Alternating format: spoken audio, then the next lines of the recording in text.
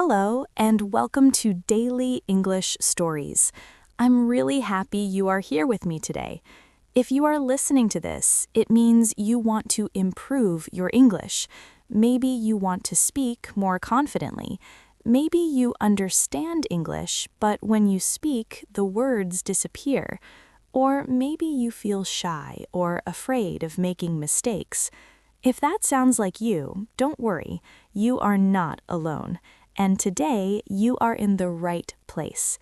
In this lesson, we will practice English using a very powerful method called the shadowing technique. Here is how it works. First, listen carefully to each sentence. Then, repeat after me. Try to copy my pronunciation, my speed, and my feeling. Speak out loud if you can. Don't think too much. Just listen and repeat. This method will help your brain think in English naturally. Today's story is a mystery story. It is calm, slow, and emotional, perfect for listening and speaking practice. The story is called The Note Under the Coffee Cup. Now relax, take a deep breath, and let's begin. My name is Maya. I am 24 years old, and this is the strangest story of my life. Even now, when I think about it, my hands feel cold. It happened on a quiet Monday morning. I remember that day very clearly. I woke up earlier than usual. The room felt silent. The sky outside my window was gray. Not raining, not sunny, just heavy. I felt tired, even though I slept well. You know those mornings when your heart feels a little sad for no reason? That's how I felt. So I decided to go to my favorite place, a small coffee shop near my apartment. Its name is Coffee Corner. It's not big, but it's warm, quiet, and safe. At least, that's what I thought. I put on my coat, grabbed my bag, and walked outside. The air was cool. There was a soft wind touching my face. As I walked, I noticed how quiet the street was. Cars moved slowly. People walked with their heads down. Something felt different, but I couldn't explain it. When I opened the door to Coffee Corner, a small bell rang. Ding! The smell of coffee and cinnamon filled the air. It made me feel a little better. There were only a few people inside. A woman sitting near the wall with headphones, an old man reading a newspaper, and one man sitting alone with a laptop. I didn't think much about him at first. I walked to the counter. The barista smiled when she saw me. "Good morning, Maya," she said. "The usual?" I smiled back. "Yes, please. A medium caramel latte." She started making my coffee. I moved to my favorite table near the window. I always sit there. I took out my notebook and pen. Writing helps me relax. A few minutes later, the barista brought my coffee. She placed the cup in front of me. "Enjoy," she said. "Thank you," I replied. I reached for the cup, and that's when I saw it. A small piece of white paper under the cup. At first, I thought it was nothing, maybe trash, maybe a receipt. But something made me stop. I slowly picked it up. It was folded once. My fingers felt strange. I opened it, and my heart skipped a beat. The note said, "Don't trust the man in the green jacket." That was all. No name, no date, no explanation. I read it again and again. My heart started beating faster. I looked around the coffee shop. The woman with headphones didn't look at me. The old man turned a page of his newspaper. And then I saw him. the man in the green jacket. He was sitting 2 tables away, typing calmly on his laptop, drinking his coffee like nothing was wrong. My stomach felt tight. Was the note about him? Who wrote this? Why me? I stood up slowly and walked to the counter. I tried to keep my voice calm. "Excuse me," I whispered to the barista.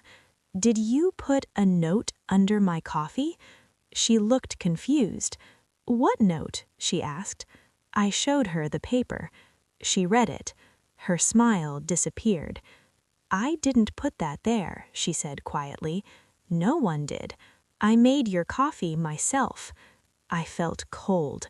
I looked back at the man. He didn't notice us, or maybe he pretended not to.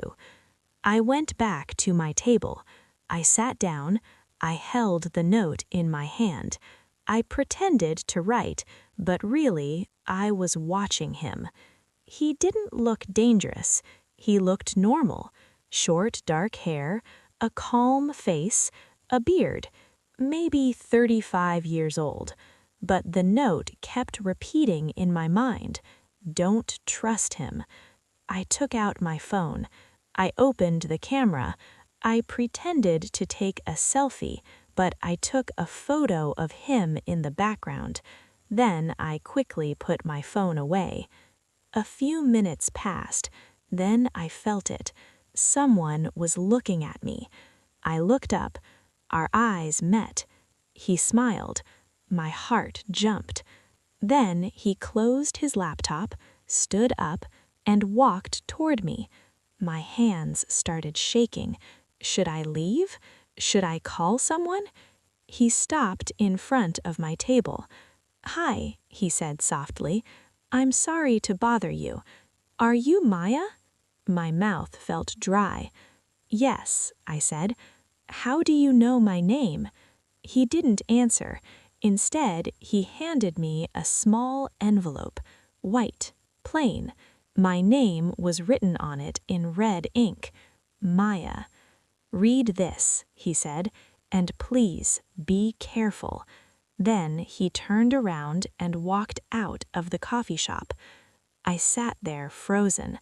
My heart was beating so loud I could hear it. I looked at the envelope. Slowly, I opened it. Inside was another note. This one said, "You don't know me yet, but I know what's coming. Don't go home today. He is watching you. A friend." My hands were shaking. I looked outside. The man in the green jacket was gone. I didn't know it then, but my life had just changed forever. I sat there for a long time. The coffee was cold, my hands were cold, but my mind was racing. Don't go home today. He is watching you. I didn't know who to trust, but I knew one thing. I was not going back to my apartment. I called my best friend, Lena. She answered immediately. "Maya, are you okay?" "No," I said honestly. "Can I stay with you tonight?" She didn't ask questions. She just said, "Come now." I left the coffee shop and walked fast. Every sound felt loud. Every person felt close. I kept looking behind me. When I reached Lena's place, I finally felt safe. That night, we didn't sleep much. The next morning, I went to the police. I showed them the notes. I told them everything. They listened carefully. Later that day, they checked my apartment. What they found shocked me. A hidden camera. Someone had been watching me. My neighbor was arrested. Everything became clear. The man in the green jacket wasn't my enemy. He was my warning. He disappeared from my life as quietly as he came, but he saved me. Now, every time I sit in a coffee shop, I look under the cup, I pay attention, and I remember one thing.